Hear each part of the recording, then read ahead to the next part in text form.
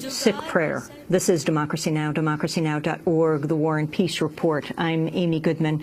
We are joined by John Nichols, political writer based in Wisconsin for The Nation. His piece on Sunday's killing spree is called "Shootings at a Temple Test the Founding Faith of America." Welcome, John, to Democracy Now! Can you talk further about what took place at the Oak Creek Temple, where the gunman, who has now been named, CNN saying it is believed he is a white supremacist. He was in the Army, now CBS reporting in psychological operations unit at Fort Bliss, as well as another military base, Wade Michael Page, his name. John, talk about Wisconsin and the Sikh community. The Sikh community has been in Wisconsin for a good deal of time. Wisconsin has deep roots with India. Robert M. La Follette, our great progressive senator, was one of the most passionate, perhaps the most passionate supporter of the anti-colonial movement in the 1920s, 1930s with his family. Then the University of Wisconsin was very welcoming to Sikh scholars over the years. So as a result, this state's got an old Sikh community. It's grown tremendously in recent years, however, and particularly in the Milwaukee area, particularly there on the south side, around that suburb of Oak Creek.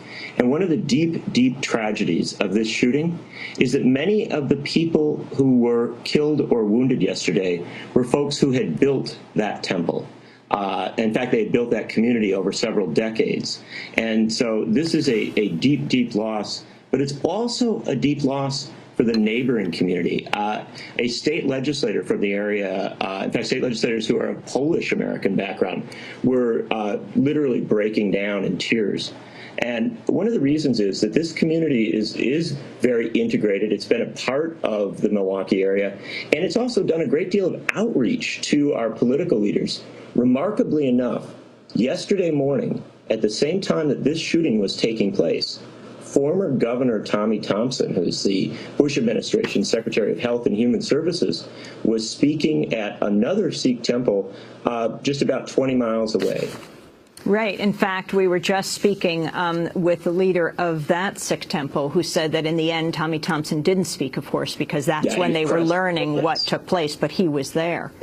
Yeah. The tradition in Wisconsin with the Sikh community, going back to La Follette?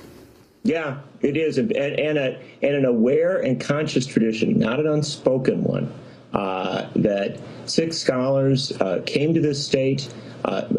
He was not obviously of this faith, but Nehru came to Wisconsin and spoke at the University of Wisconsin during the days of the colonial struggle. And so there are connections there that go back in a deep way. But I do want to emphasize that this community, the particular community we're talking about, the temple that was attacked, was largely made up of relatively recent immigrants, folks who had come to Wisconsin and, frankly, become quite successful in a variety of businesses and also in medicine and academia. This was a quite remarkable community. I've been in this area, been at that temple, and frankly, I have to tell you that most people in public life in Wisconsin and most people who are engaged in Wisconsin were well aware of, if not this particular temple, the Brookfield Temple and other Sikh activities in our state. We're also joined by Rajdeep Singh, who is Director of Law and Policy at the Sikh Coalition in Washington, D.C. Again, our deep condolences, Rajdeep Singh, for your whole community. Can you talk about how you learned about what was happening yesterday and how this fits into the larger picture of what's happening to Sikhs in America? Right. Thanks for having us, Amy. We learned about it like everybody else. We were shocked to see the news reports breaking over the TV networks and on social media. And as we continue to learn more about the assailant and his motives, we're going to have to start thinking about the larger context of hate crimes and other forms of discrimination against Sikhs in the post-9/11 environment. Talk about what has happened to your community, to the Sikh community, since the September 11th attacks.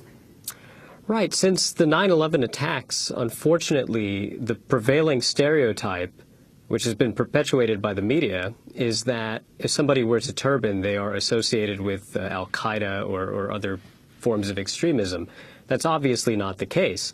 And unfortunately, ignorance is a breeding ground for bigotry and discrimination, and Sikhs have been subjected not only to hate crimes around the United States, but also to school bullying, job discrimination, and racial profiling. And the number of incidents of hate crimes against Sikhs, can you talk about specific instances and what authorities are doing about them? Right. It's very difficult to give an exact number of hate incidents, hate crimes involving Sikhs, in part because the FBI does not track or document hate crimes against Sikh Americans. We know anecdotally of Sikhs who have been targeted. Many of them are our clients. One of the first high-profile casualties of post-9/11 backlash, for example, was a Sikh gentleman, Mr. Balbir Singh Sodhi, who was shot and killed on September 15, 2001 by somebody in Arizona. Over the years, from time to time, there have been similar incidents, very violent. You mentioned some of them earlier in the show. Last year, 2 elderly Sikh men were shot and killed outside of Sacramento in what authorities believe to have been a hate crime. And unfortunately, just when we think that things have sort of abated, we sort of get another rude shock and realize that we still have a lot of work to do. Rajdeep Singh, can you talk about the history of your religion to give us a lesson, to introduce us to your community? Sure. So the Sikh religion is the 5th largest religion in the world, with about 25 million adherents throughout the world.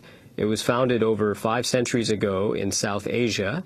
And essentially, the fundamental pillars of the Sikh religion are that there is one God and that all human beings are created equal, regardless of their race, religion, gender, and other sorts of categories. For us, what matters is that we're human first. And that the content of our character as human beings ought to be of importance to people, not our religious labels and other affiliations. And Sikhs in America, what brought Sikhs to America? Well, Sikhs began to migrate to the United States at the end of the 19th century. Many of them, in fact, most of them settled on the West Coast and worked as farmers and as laborers. And in fact, there were some hate incidents. Many people aren't aware of this, but there were actually riots, race riots, in which Sikhs were targeted around the very early part of the 20th century, the early 1900s.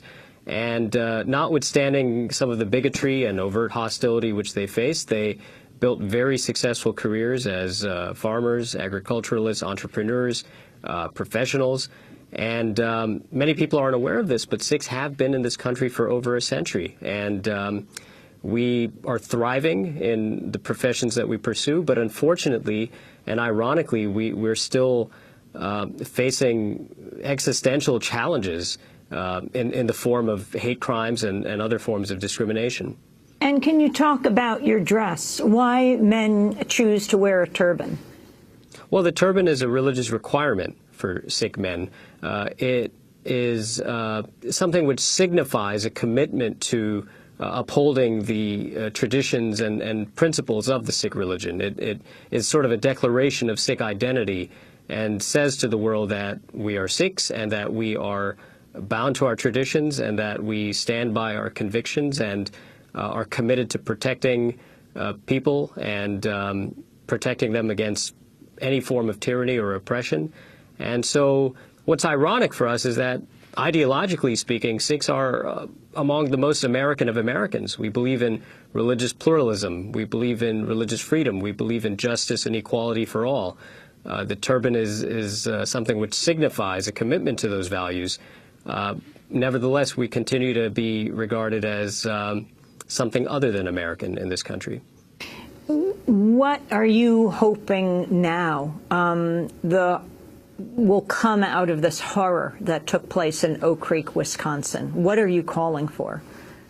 Well, in the first place, in the near term, we hope that the families of the victims get support from their friends and neighbors within the Sikh community and also outside the Sikh community. In the fullness of time, in the long term, we hope that we can have a much-needed dialogue in this country about religious pluralism, diversity, appreciation of diversity, and the need to not just accept each other, but also appreciate each other. Well, I want to thank you, Rajdeep Singh, for joining us, Director of Law and Policy at the Sikh Coalition in Washington, D.C. I know that you have to move on. I wanted to continue our coverage of the massacre at the Sikh temple in suburban Milwaukee, Wisconsin, at Oak Creek, in which a gunman, we now know his name. His name is Wade Michael Page. He was in the military. CBS is reporting he was in psychological operations at Fort Bliss and then also at Fort Bragg in North Carolina. Since then, he has the details of his discharge were not clear. He joined the military in 1992, honorable discharge in 1998.